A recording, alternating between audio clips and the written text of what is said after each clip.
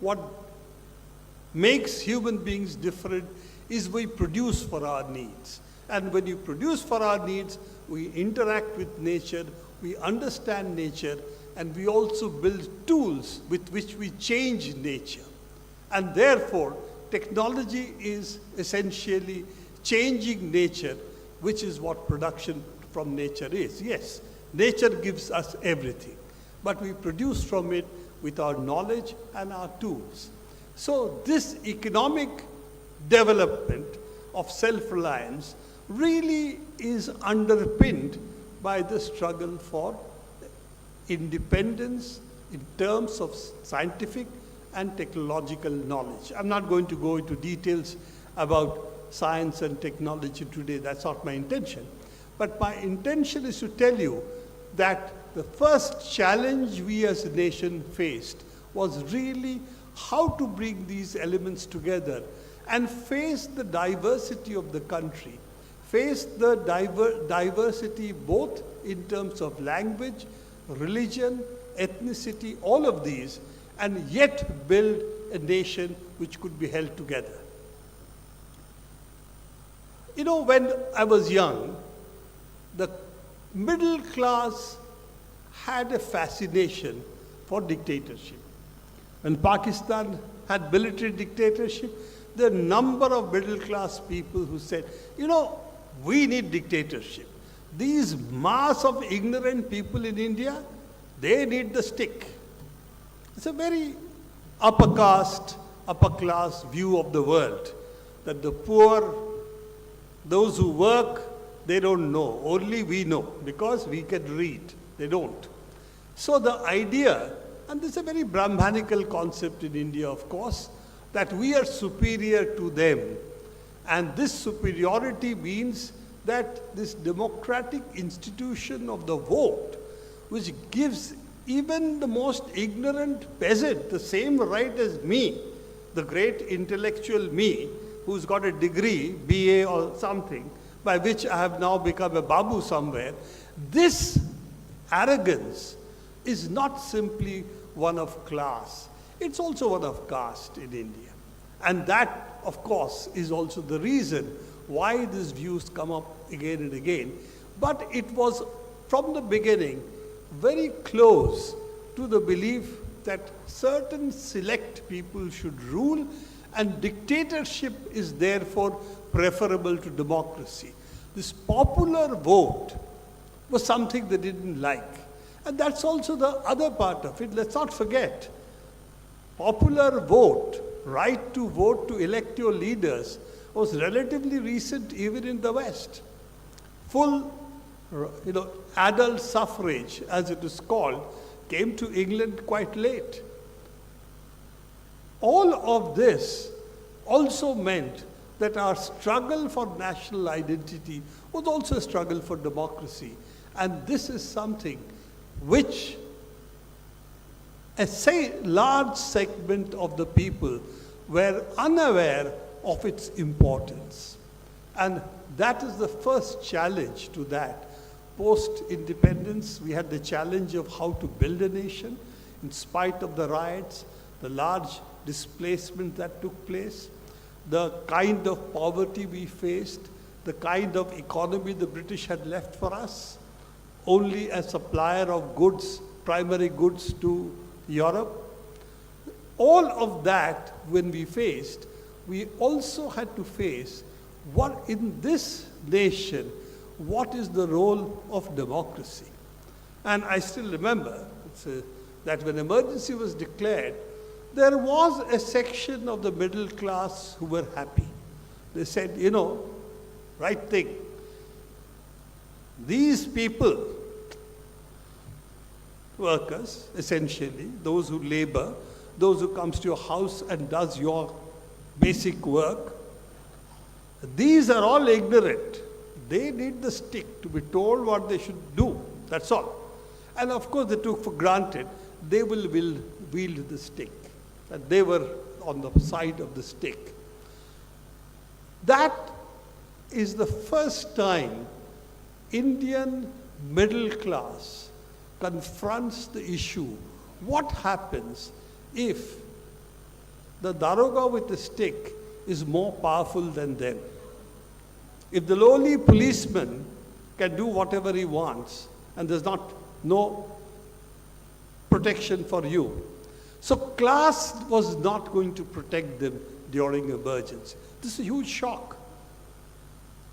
I remember post-emergency when people asked, after they had voted, once Mrs. Gandhi lost the election, people were quite articulate. He said, you know why we did not like the emergency? Because the daroga was more powerful than our sarpanch. Otherwise, the mukhya of the village was the most powerful figure. But now, one policeman could push around our leader. So the democracy which is fundamental to society for them was the fact that they had a voice, not just the administration. They had a voice because they could speak, they had to be heard, and if they were not respected, then they had the ability to change their rulers. So this fundamental sense was what the 19 months of emergency. It was formally lifted in 21 months, but 19 months she lost, Mrs. Gandhi lost the election, it was over. And of course, then the election, lifting the emergency was formality. So this test that we had during emergency, I'm not going to talk too much about my life personally. I have written a book, so all those who are interested, please read it. There is a Malayalam translation which has also been done, and therefore it's accessible to all of you. So I'm not going to repeat what I've written in the book, in which case there is no interest in buying the book. So I'm going to talk about the issues that we had at that time. That this challenge that the Indian people faced was significant because it taught the leaders one lesson, which the Indian leadership, the political leadership, has not forgotten. Don't take the people for granted. You may believe that they accept what you are saying, but when it comes to the test, then they will express their opinion, and that opinion is not something that the real rulers can really control. So what distinguishes that period of emergency from what is being called, or what I would also call, as an undeclared emergency? Undeclared emergency because there is an element of fear. There is not so much in southern states as yet, but certainly in the BJP-ruled states, there is an element of fear. One difference between the emergency then and now is there is a certain kind of mass mobilization in favor of the government, what it does, and also in favor of muzzling the critics. That's very clear that it's not simply the government which is doing it, but there's a whole bunch of people who are writing to the government, oh, put this person in jail because he's saying these things, oh, he's spreading hatred, etc., etc. All of it is to muzzle the people and stifle their voices. All of this is being done, but it is not simply being done by the state. There is also a certain kind of mobilization in favor of doing what the state is doing. So it's a different challenge. I'm going to go into this a little later. But it is also true that there is always the memory which is lost. You forget when you might have gone through an emergency in an earlier period. You forget that people remember. And people will not accept whatever you want to tell them. It's not that they are wise by birth, they're not. But social experience has taught them that giving too much power to your rulers without any lagam, without any control, that is very dangerous to their democratic rights. And I think this specific learning which came out of emergency made people aware of the fact that unless they exercise control over the leaders, then this is something which can be harmful for them. And I think this is one issue that still stands between dictatorship then, stood between dictatorship then and what we had fought and got as an Indian nation, our liberties which are enshrined in the Constitution. This is what stood at that time, and that still stands today. So I would say that what today, when you see the kind of attacks that are there on the people, and it is there in various forms. It's there if you speak out on certain issues, if you criticize the government too much, if you take specific examples of the kind of attacks that are being done, and most of all, if you criticize the government for certain set of companies becoming very rich, while the share of the resources, share of the economy that go to people is not reaching them. We may call ourselves that we are becoming the 4th largest economy with the world. We are overtaking China, etc., etc. We'll become 3rd biggest economy. All those things does not wish away from the fact that you have malnutrition in your people, you have lack of education in society, and the economy is becoming more and more concentrated with billionaires, large number of billionaires and trillionaires now that you are creating, along with people below the poverty line actually growing. It's only the definition of poverty is such that it makes it not so obvious. So if you really take malnutrition, if you take people's literacy, if you take hard parameters like this into account, then we'll find that yes, Indian people, a large section of the Indian people are not benefiting from the development that is there. But yes, the economy is growing, so what's happening? Of course, much larger amount of that money is going to the rich, which middle class also benefits. Certain sections of the middle class do benefit from that.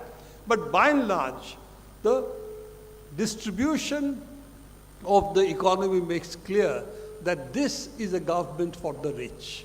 And if there are protests against this, then the government needs various mechanisms to defeat those protests. National interest, talking about language. Hindi is, of course, the one issue which will always be there when we come to South, also in Bengal. Then, of course, religious identity.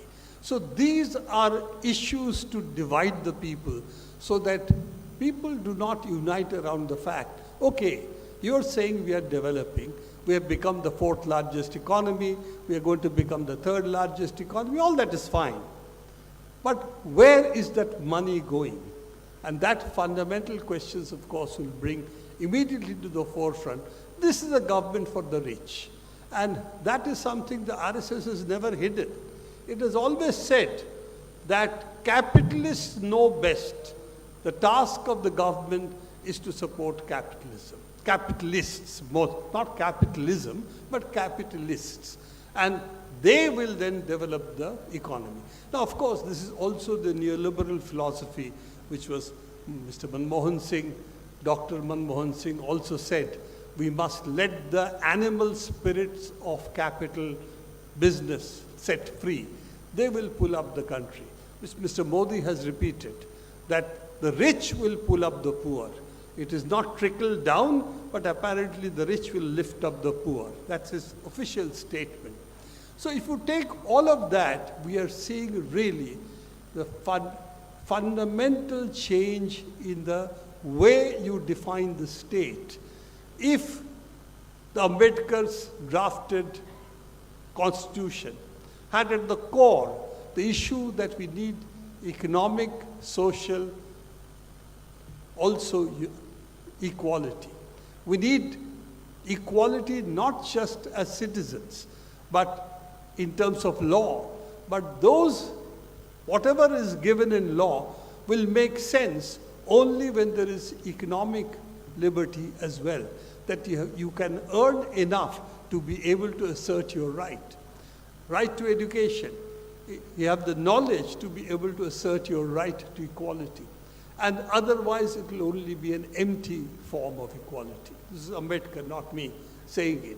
So he was aware of the fact that unless the Constitution is not going to be enough, unless there is also things which make a change in the lives of the people, the constitutional words will remain empty of meaning. And that is the significance of what we are witnessing today, that what the RSS BJP would like to have is a so-called constitution, but which is essentially robbed of the character that it should be enabling the people to have a better life, enable the people to have better education, be better citizens. Instead of that, it should be used in order to enhance the power of the state and the power of certain section within the state, which then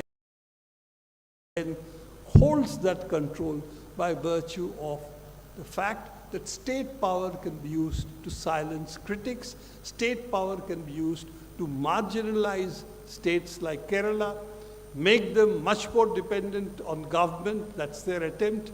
So essentially subvert what was originally thought of as a constitution which would allow the states a certain degree of power, economic power for developing itself.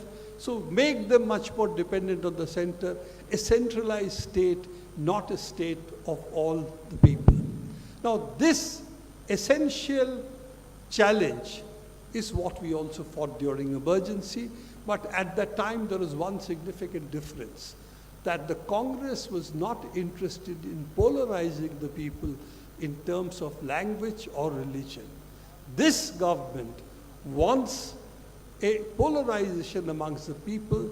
It's anti-minority in different ways, and therefore create within the majority what's called a majoritarian consciousness. Only they are India, the others are not. And that's one thing which is common with Hitler's Germany and a lot of other attempts which later on also try to become nationalist, that who are the core Germans and who are not, which in Nazi Germany, the Aryan race, it was golden-haired, blue eyes. That was supposed to be the characteristic of the true German. Aryan is what they used to call it. Of course, that again is another history we don't want to get into. But who is a true Indian, therefore, is the issue. And those who might be Indian citizens, but really are not Indians, then becomes an attempt to marginalize them. So I think we have got the third challenge. What I wanted to really talk about is that we have had three challenges. First challenge was how to come out of colonialism and build a national identity. And in spite of the kind of bloodshed we had during the partition, we overcame that. We built a nation state based on solidarity, based on unity in diversity, as it was said, and built a constitution which would allow for people to express themselves, the right to life, liberty, and free speech. All of this, for a backward country, was thought to be something impossible. We did it. And when it was threatened in 1975, during emergency, the Indian people fought back. Fought back ultimately with the ballot box, but they fought back. And let us give Mrs. Gandhi her due. She accepted the value, she had accepted the verdict of the people. And when she fought again in the election, we thought, will she bring back emergency again? Indian people were confident. They could vote her back in the belief that they had taught her a lesson. and she was not going to be able, she will not bring back the emergency again. And they were right. They had taught her a lesson and she had learned it. Now we face a new challenge. And I think every generation will face a new challenge because memory unfortunately fades. In people's minds, new generation comes, they have to learn again. And I think this is the third challenge we face, what kind of Indian nation we want to build. It's not simply about the economy, not simply about industry, but it's about the distribution of wealth in the country. Will we have a country where the benefits of economic development go to the people, and will you have a country where people are able to speak up for their rights? And I think that is the challenge we face today. It's a double challenge. How do you protect India's national identity as a diverse nation? And how do you ensure the development of India's economy reaches all these people, not just a small section? I think that's what is the challenge today.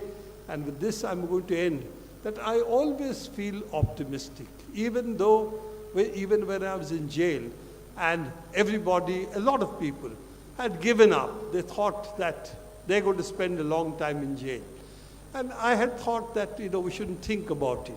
We should always believe that yes, we can change society, and yes, one day we'll be free, and we should be able to fight for our rights. It did happen.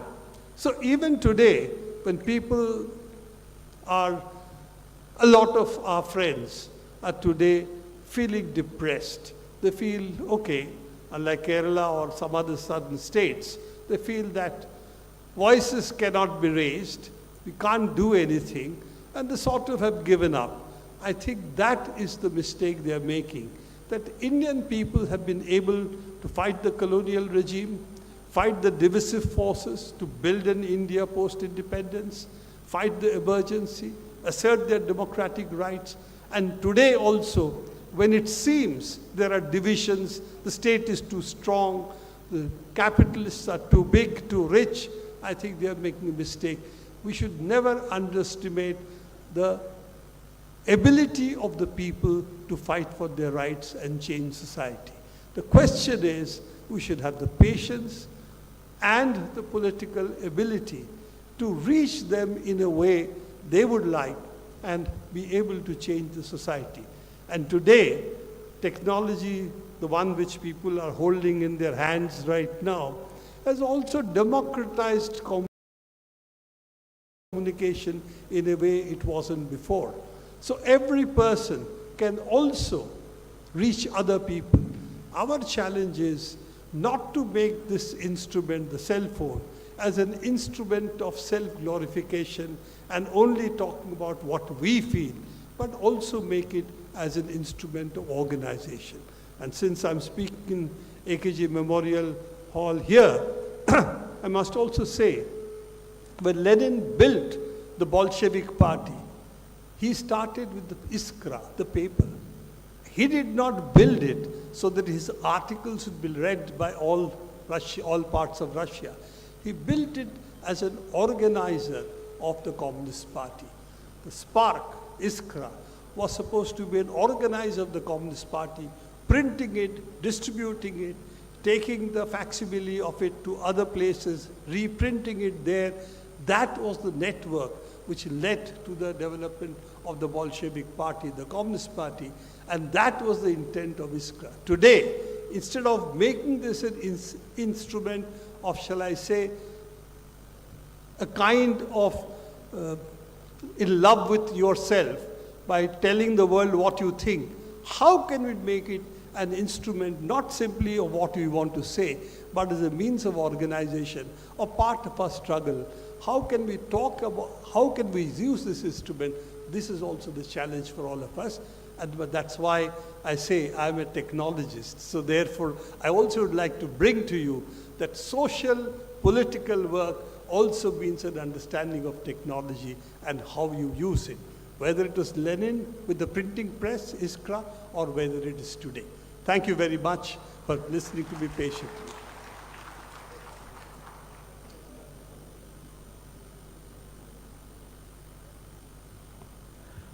അടുത്തതായിട്ട് പുസ്തക പ്രകാശനമാണ്. അമർഷത്തിൻ്റെ ആവിഷ്കാരങ്ങൾ എന്ന പേരിൽ MA baby edit ചെയ്ത പുസ്തകമാണ്. പ്രബീർ പ്രകാശത്ത് പ്രകാശനം ചെയ്യും. ഏറ്റുവാങ്ങുന്നത് V Joy, ജില്ലാ secretary.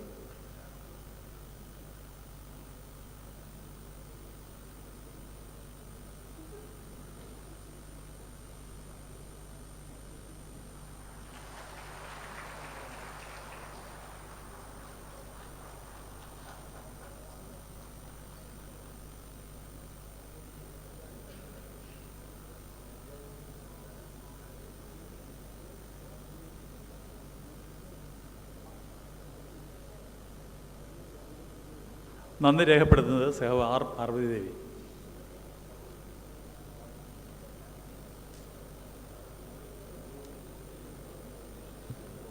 പ്രിയപ്പെട്ട സഹാക്കളെ, അധ്യക്ഷത വഹിക്കുന്ന നമ്മുടെ ഏവരുടെയും ഏറ്റവും പ്രിയങ്കരനായ CPM സംസ്ഥാന സെക്രട്ടറി സഖാവ് MV ഗോവിന്ദൻ മാസ്റ്ററിന് നിങ്ങൾക്ക് എല്ലാവർക്കും വേണ്ടി ആത്മാർത്ഥമായി നന്ദി പറയുന്നു.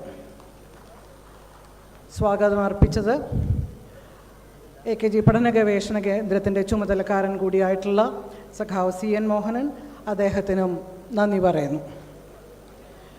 50 വർഷം മുമ്പ് യൂണിവേഴ്സിറ്റി കോളേജിൽ അടിയന്തരാവസ്ഥയ്ക്കെതിരെ ആദ്യത്തെ സംഘടിതമായ ഒരു പ്രക്ഷോഭം, ഒരു പ്രതിഷേധത്തിന് നേതൃത്വം നൽകിയ വിദ്യാർത്ഥി നേതാവായിരുന്ന സഖാവ് MA ബേബി ഇന്ന് നമ്മുടെ ഏവരുടെയും അഭിമാനമായി CPIM-ൻ്റെ അഖിലേന്ത്യാ ജനറൽ സെക്രട്ടറി ആയിരിക്കുന്നു. അദ്ദേഹമാണ് ഈ പരിപാടി ഉദ്ഘാടനം ചെയ്തത്. വിപ്ലവ അഭിവാദ്യങ്ങളോടെ സഖാവ് MA ബേബിക്ക് കൃതജ്ഞത പറയുന്നു. പുസ്തക പ്രകാശനം ചെയ്യുകയും പ്രഭാഷണം നടത്തുകയും ചെയ്തു സഖാവ് Prabir പുർക്കായസ്ത. We have here with us Comrade Prabir Purkayastha. As you all know, he got arrested twice during the emergency and also during the neo-fascist regime in 2023. We value your presence truly, Comrade Prabir, your presence and also your valuable words, your insightful words. We are thrilled by your words actually. And also we feel that it is our duty to extend our support and solidarity for your relentless fight against undemocratic regimes. And I take this opportunity with boundless joy and enthusiasm. Let me extend our sincere gratitude to you, Comrade Prabir, for releasing the book and also for your presence and also for your words. Thank you. Thank you so much, Comrade Prabir. പുസ്തകം ഏറ്റുവാങ്ങിയത് ഈ പരിപാടിയുടെ തന്നെ വിജയത്തിന് കാരണക്കാരൻ എന്ന് പറയാവുന്ന നമ്മുടെ ഏവരുടെയും പ്രിയപ്പെട്ട CPM സംസ്ഥാന സെക്രട്ടറിയും ജില്ലാ സെക്രട്ടറിയും MLA-യുമായ സഖാവ് V ജോയിയാണ്.